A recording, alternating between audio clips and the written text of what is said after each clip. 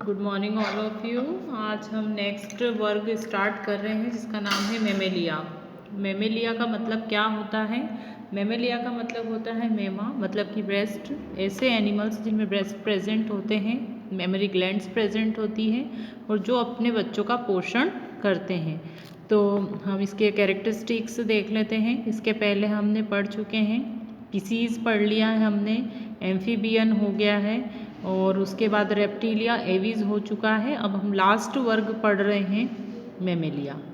तो अधिकतर जो इस जाति के जो जीव होते हैं वो सब स्थलीय होते हैं, मतलब स्थल पर ही वास करते हैं। कुछ एक ही होते हैं जो कि जल में भी वास करते हैं, पर मोस्ट ऑफ ये जो होते हैं स्थलीय होते हैं। समतापी होते हैं, मतलब इनके शरीर का तापमान समान बना रहता है।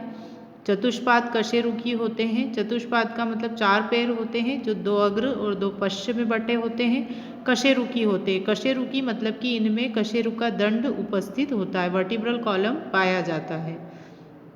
त्वचा पर बालों का आवरण होता है। पसीने की ग्रंथियां भी पाई जाती हैं और शिशु में पोषण हेतु दुग्ध स्त्रावण के लिए स्तन ग्रंथियां उपस्थित होती हैं।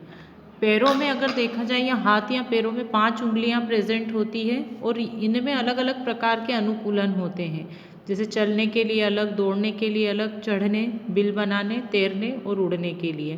तो ये एक तरह का एडप्टेशन है। जैसे कि इनमें अगर हम इनको डिस्ट्रीब्यूट करें अलग अलग, तो चलने के लिए वॉकिंग एनिमल्स अलग होते हैं, दौड़ने के लिए जिनको कि हम रनर्स बोलते हैं, रन करते हैं जैसे डियर, और क्लाइंबिंग एनिमल्स होते हैं चढ़ने के लिए जैसे कि बंदर या मंकी, बिल खोदने वाले एनिमल्स जैसे चूहा, तैरने के लिए अलग एनिमल्स होते हैं जैसे सील बोलते हैं जिसको, सील जो होती है वो पानी में तैरती है।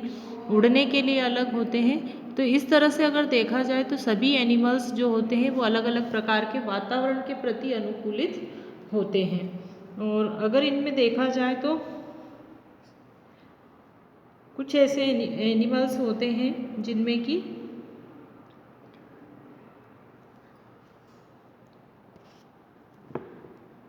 पिछले पैर अनुपस्थित होते हैं, सिरेनियंस जिनको बोला जाता है। सुरक्षा के लिए कुछ जीव ऐसे होते हैं जिनके सिर पर सींग पाए जाते हैं, जैसे कि गाय है, बैल है, बकरी है, इन सभी में। उंगलियों पर नाखून उपस्थित होते हैं, पंजों पर खुर, कुछ में त्वचा पर शल्क भी पाए जाते हैं। बाह्य कर्ण एवं कर्ण पल्लव उपस्थित होते हैं, जैसे हमारे शरीर पे हमारा जो कान होते हैं वो 3 भागों में बटे होते हैं, जिसे बाह्य, मध्य और अंतः कर्ण बोला जाता है। तो बाह्य कर्ण जो होता है वो त्वचा संबंधित संरचना होती है जिसे पिन्ना बोला जाता है।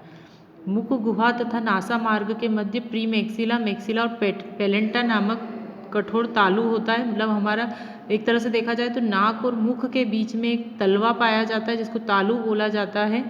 और नासा द्वार जो होता है मुख ग्रासन गुहिका में पीछे की ओर उपस्थित होता है। दांत कई प्रकार के होते हैं, मतलब विषम दंती होते हैं, जैसे आगे काटने, चीरने, फाड़ने और चबाने के लिए अलग अलग प्रकार के दांत होते हैं। गर्त दंती होते हैं, मसूड़ों में धसे होते हैं। और दूध, एक तरह से देखा जाए तो दांत जो होते हैं शुरुआत में अलग होते हैं और बाद में अलग होते हैं, मतलब एक बार टूटने के बाद फिर परमानेंट टीथ आते हैं। देह गुहा पेशी होती है, शरीर पर पेशियाँ पाई जाती है। अनुप्रस्थ पट्टियाँ होती हैं। डायफ्रैग्म पाया जाता है। वक्षीय एवं उदरीय गुहाओं में ये बटा होता है। अंतः कंकाल, हमारा कंकाल जो होता है, या ऐसा कहें कि सभी मैमल्स का जो कंकाल होता है वह अस्थिल होता है, अस्थियों का बना होता है।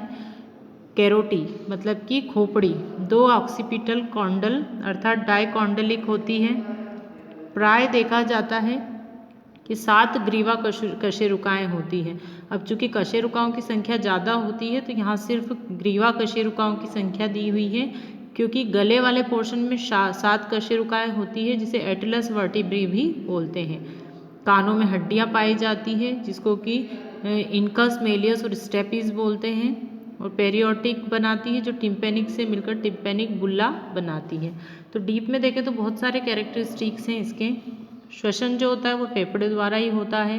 स्वर कोश स्वर रज्जुओं का बना होता है। वोकल कॉर्ड्स पाई जाती हैं जिससे कि स्वर का उच्चारण कर सकते हैं। हृदय 4 कक्षीय होता है। शिरापात्र अनुपस्थित होता है इसमें। केवल बायां महाधमनी चाप जो होता है वो उपस्थित होता है और लाल रुधिराणु केंद्रक रहित होते हैं। वृक्क जो होता है मतलब किडनी जो होती है वो मेटानेफ्रिक होती है। यूरियोटेलिक होते हैं मतलब यूरिया का स्त्राव उत्सर्जन करते हैं। अत्यंत विकसित मस्तिष्क होता है मतलब संवेदी अंग इसमें उपस्थित होते हैं, तो बाहरी उद्दीपनों को भी ये ग्रहण करेंगे और मस्तिष्क को कोऑर्डिनेट करते हैं मतलब मस्तिष्क जो होता है उसमें समन्वय की शक्ति होती है। कपाल तंत्रिकाओं की संख्या 12 जोड़ी होती है जो कपाल से निकलती है और विभिन्न भागों तक जाती है। एक लिंगी होते हैं, नर एवं मादा अलग अलग होते हैं। लैंगिक द्विरूपता स्पष्ट होती है। नर में मेथुनेतु शिश्न वृषण शरीर के बाहर वृषण कोश में उपस्थित होते हैं मतलब जननांग इसमें पूर्णतः विकसित होते हैं मैमल्स में। निषेचन हमेशा आंतरिक होता है और कुछ जो होते हैं अंड प्रजनक होते हैं, अंडे देते हैं और अधिकांश जरायुज होते हैं, बच्चे देते हैं और जो बच्चे का परिवर्धन होता है वो गर्भाशय के अंदर ही होता है। पैतृक रक्षण सुविकसित होता है। इनमें एक सबसे बेस्ट क्वालिटी यही होती है कि ये जो होते हैं अपने बच्चों का रक्षण करते हैं। इसके पहले के जो जीव हम पढ़ते थे उनमें ये चीज़ें नहीं होती थी, पर इस मैमल्स में पेरेंटल केयर जरूर होती है, अपने बच्चों का संरक्षण वो करते हैं। अंडे देने वाले ये सभी जीव हैं जिसमें कि प्लेटिपस है, ऑर्निथोरिंकस, चींटीखोर जिसको आप बोलते हैं जो चींटी को खाता है, मार्सुपियल अपोसम होता है, डाइडेल्फिस होता है, कंगारू है, मैक्रोपस में यूरिथियन है, चूहा, खरगोश ये स्तनी है मतलब कि ये अंडे नहीं देते हैं। बिल्ली, मनुष्य, व्हेल और चमगादड़। तो इसमें जो ये जीव है जैसे कि इकाइडना है, प्लेटिपस है, कंगारू है। कंगारू के बच्चे का भी परिवर्धन शरीर के बाहर होता है और ये तो बच्चे देते हैं। स्क्वेरिल है और घर में जो चूहा रहता है वो है। रेटस है, रेड बड़ा रेट जिसको बड़ा चूहा बोलते हैं। ये प्टेरोपस है मतलब कि बैट, ये भी एक मैमल है।